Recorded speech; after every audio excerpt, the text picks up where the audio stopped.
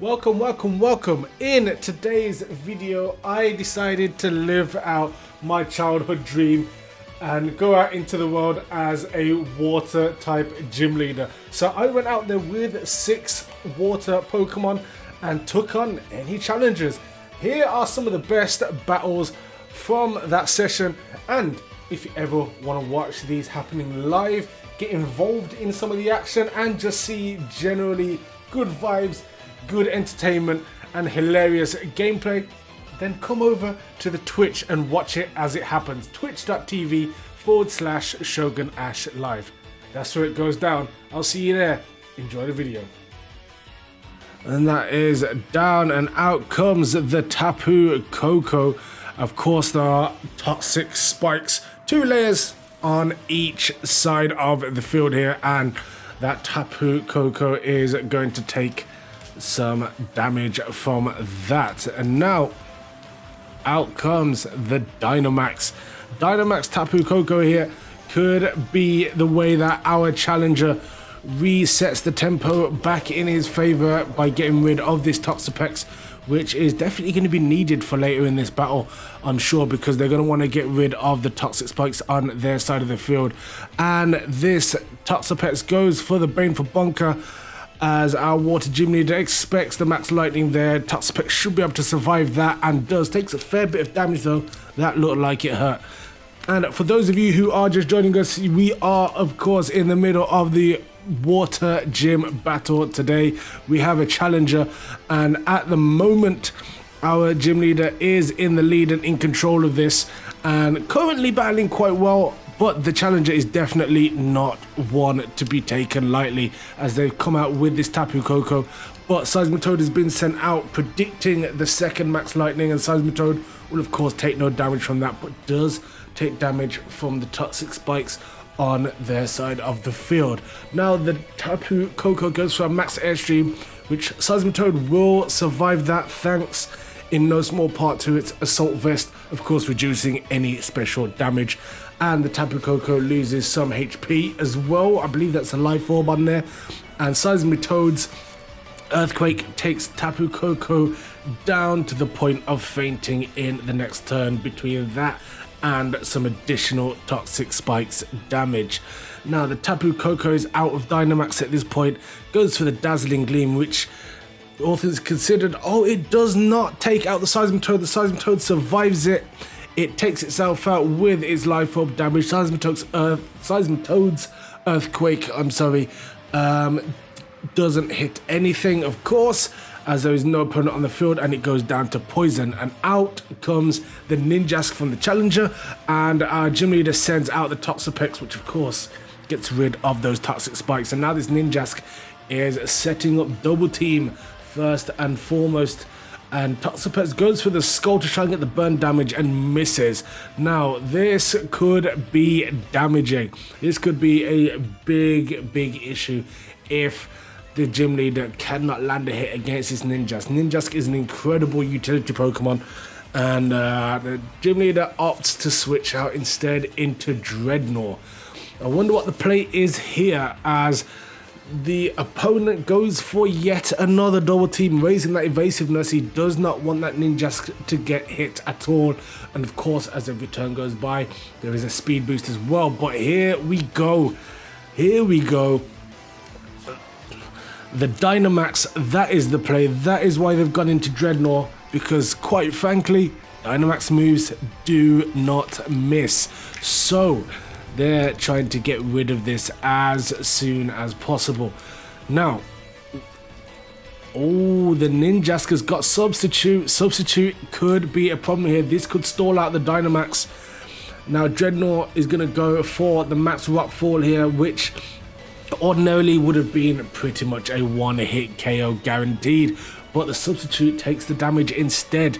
However, the Max Rockfall is going to set up the Sandstorm, which will start whittling away at that Ninjask's HP at the end of the turn. I can only imagine the Ninjask is going to go for at least one more Substitute just to try and whittle this Dynamax phase down, and maybe make it have to try and go for the accuracy The accuracy plays there as it sets up another substitute. Of course, let's not forget it's also got 2 double teams set up already, and that substitute takes the second Max Rockfall, and this Ninjask is surviving quite nicely here, taking some damage to the Sandstorm, but also Leftovers is kind of negating that as well.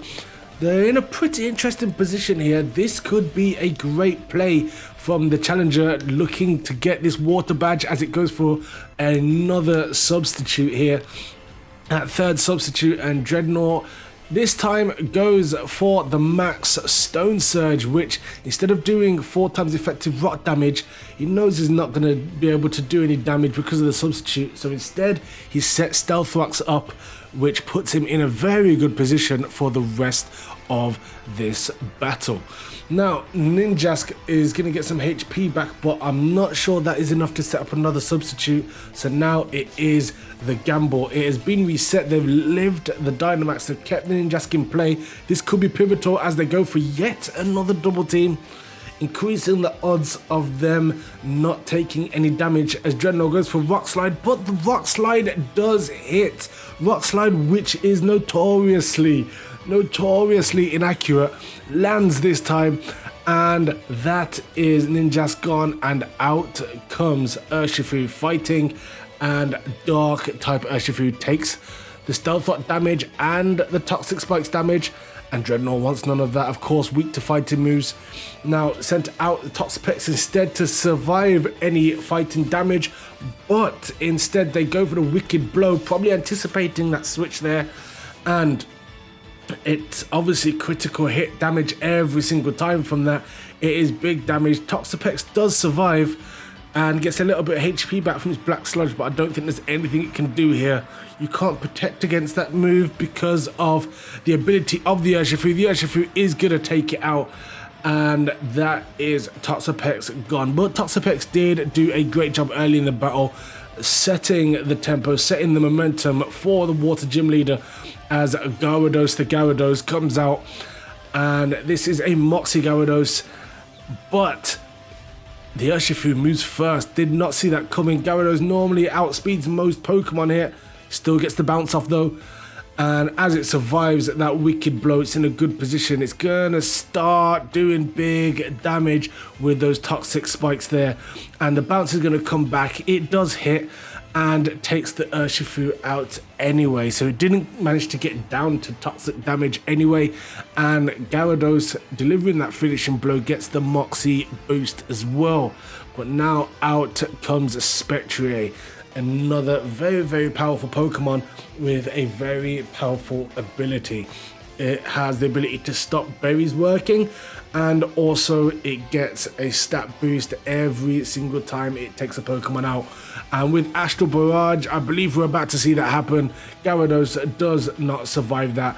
That's big damage there, and Gyarados is just not built for that. And there's the Grenade, there's a special attack boost. Those are going to do more damage each time. And now we have an issue here. I think we're back. We had some technical issues with our broadcast there. Apologies from the team here at Pokemon League TV. But the Spectrier was taken down with a super effective Jaw Lock from the Dreadnought. And now out comes that Ditto. The Ditto they led with early to copy the Toxapex and lay down those Toxic Spikes. It now copies the Dreadnought and finishes it off after some massive damage from the Spectrier. But it's still going to take that Toxic Spikes damage there, and it's in an interesting position here as the Blastoise comes out, the ace of the team, and Blastoise uses Shell Smash. It's going to forego those big defensive boosts that it has and instead sacrifice both defenses for some attack and speed as the Mega Horn comes out from the opposing Ditto. That is a big damage, but not big enough, and Blastoise with an Earthquake should take this out, and it does. Blastoise with the big damage. That is the Ditto gone. That is the opponent all but finished. Blastoise gets some HP back with the Shell Bell, and that is a battle done. The Gym Leader reigns supreme today. Good challenge from our opponent. Until next time, take care and peace. Shows up and he starts calling the Pokemon by the wrong names. I don't know, just on purpose to patronize me, making fun of me. I don't know what his deal was. He called Bulbasaur. That's Onion Turtle. Geodude. Punchy Rock. Meowth. That cat with them long ass arms. Ekans. And welcome back to Pokemon League TV, where we have a unique gym battle. The challenger Pablito is challenging our gym leader for control of the gym. We are going to see two water teams facing off against each other, and Pablito sets out with a Lapras to start, and of course our gym leader starts out with that Toxapex Venimo, and Lapras starts out with an Ice Beam, and it's an immediate freeze off the bat. Venimo is frozen solid. This could be the worst start possible. Toxapex is going to heal up with that Black Sludge, and Lapras is going to go for another Ice Beam there. It's not doing a whole lot of damage, and Toxapex does thaw out pretty early on, which puts him in a good position to recover here. And the Toxic Spikes go down. That is just the one layer. Are we going to see him go for two? Lapras is going for another Ice Beam, maybe hoping for another freeze there. It's not doing a lot of damage and doesn't get the freeze, and we now have the two Toxic Spikes layers down. That is pretty much the Toxapex setup already done. Lapras is withdrawing, and they sent out Suicune, which is an interesting swap, knowing full well that there were two layers of Toxic Spikes down. What is the play here? It's gone for the pressure with the ability, and Toxapex has gone for the Scald, obviously expecting Lapras to stay in and try and get the burn. Of course, that's not going to burn. Suicune already poisoned, and Toxapex is in a very, very strong position here as Suicune takes that poison damage, and now it goes for the Baneful Bunker, just scouting out what the opposition is going to come through with next, and it is that Extra Sensory, which is a problematic move, and the gym leader probably predicted that might be the case, but as it stands, Toxapex in a good position, has done its job, swaps out, and out comes Starmie, who will be able to tank that Extra Sensory. Does predict it, it comes back in, and that is minimal damage to say the least, as Suicune is starting to take some really, really big damage from those poison spikes, and swaps out now, and Gyarados comes in with the Intimidate, which isn't going to make too much difference to Starmie, which is obviously a special attacker. Starmie now boosting that defense with the Cosmic Power, boosting both its defense and its special defense. And Starmie now outspeeding the Gyarados, of course, and goes for the Scald. Can we get the burn there? We cannot. A burn against Gyarados is very, very important, limiting that physical damage, but it goes for the Hyper Beam here, which isn't going to do too much against Starmie. And now it is stuck for another turn, and that Cosmic Power comes in for free, as Gyarados is going to have to recharge. Now Starmie going again for the Scald here, trying to maybe get that burn luck, and it doesn't get it as Gyarados comes in for the Hurricane, which is going to do damage and potentially confuse as well, and it does confuse Starmie. Starmie won't take a lot of damage from the confusion because of the Intimidate and also its low physical attack. There we go, minimal damage. However, losing out on that attacking turn is a problem, but to no avail because the Hurricane misses, but Starmie is hitting itself again in confusion as Gyarados goes for another Hurricane there. Starmie using its bulk to good effect there and staying alive, and of course it uses Recover to bring all that HP back. Starmie is in a very, very commanding position here as Gyarados goes for yet another Hurricane. It's pretty much his only move that's going to do anything at this point. Starmie is still confused, but it manages to get the Scald off. And are we going to get the burn damage this time? We are not, but Starmie not worried at all, in a very, very strong position here. Probably doesn't need the burn anymore. Snaps out of confusion, gets another Scald off there. And that is going to be Gyarados down within the next turn. Still no burn, still no worry. Hurricane again, no critical hit, which it would have needed, and Starmie just recovering again, making sure it's in a nice position to take on whatever swaps in on it at this point in the game. And Gyarados goes for another Hurricane, which misses, and that is pretty much a death sentence there. As Starmie finishes it off with a Scald. Gyarados is out of the battle here, and what is coming in next is that Lapras. Now that Lapras, it got swapped out, and it was probably a bad swap out, but now it comes back into the poison. Starmie going for yet another Cosmic Power, just to put it in a good position against this Lapras here, as it is going to go for the Sheer Cold, and it lands. That is a one-hit KO. No amount of defensive boosts are going to save you there, as that takes out the Starmie. Lapras is going to take some poison damage there, but what a move, what a turn of events. Lapras completely changing things around here as Toxapex goes for the Brain for Bunker. Lapras surely is going to go for yet another Sheer Cold here, but thankfully due to that Bunker is not going to work against Toxapex this round, and Toxapex stalls out a little bit more of that toxic damage. It's going to look to go for a Venoshock more than likely, but Lapras outspeeds, and another Sheer Cold! Another Sheer Cold lands! And that is two Pokemon taken out to one-hit KO moves. That is crazy. Who would have gambled on that? Surely not me, but that toxic damage is starting to ramp up. Can Lapras get a sweep through this team in time before it goes down to poison? Now, a smart move here by the gym leader going into Dynamax, which will negate the one-hit KO nature of Sheer Cold if it does land. And now that Gigantamax Dreadnought, we've seen the damage it can cause previously, and it is a big player here. It can set up entry hazards, as it's going to do there. Oh, it tried to do it, but Lapras has got Water Absorb as the ability and uses that to heal. What? No way. What a play. This challenger really is not one to turn your nose up at. He's doing a good job here, and he goes for the Dynamax as well. This is now becoming very, very interesting. Is this a Gigantamax Lapras? It is. So two Gigantamax Pokemon on the field right now, and this is looking like one heck of a battle. What are these two trainers going to go for next? So Dreadnought goes to the Max Rockfall, which could do some serious damage to this Lapras here, and it does, and it gets rid. Sets up the Sandstorm as well, and Lapras is gone. That Water Absorb definitely threw everyone for a bit of a twist there, but Dreadnought does what Dreadnought does best and takes out the opponent during that Dynamax. And out comes the Urshifu to replace, again stepping on those toxic spikes there.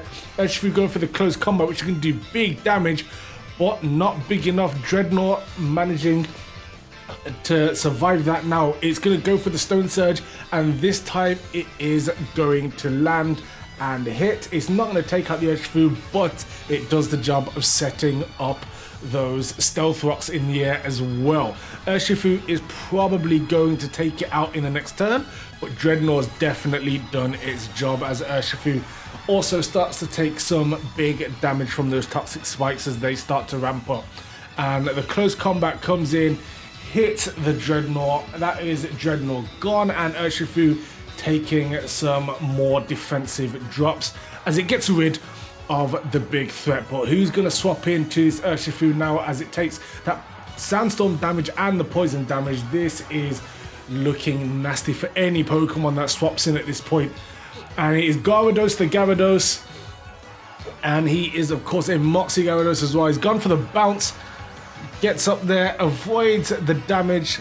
Urshifu is gonna take some serious Sandstorm and toxic damage this turn, and if the bounce hits the next turn as well, they are in trouble. And oh, Urshifu just survives, but the opponent concedes and realizes he cannot win this, even though he's got a 4-3 advantage. And that is a win for the gym leader, and the gym remains in his hands. Thank you guys for watching, and until next time, take care and peace.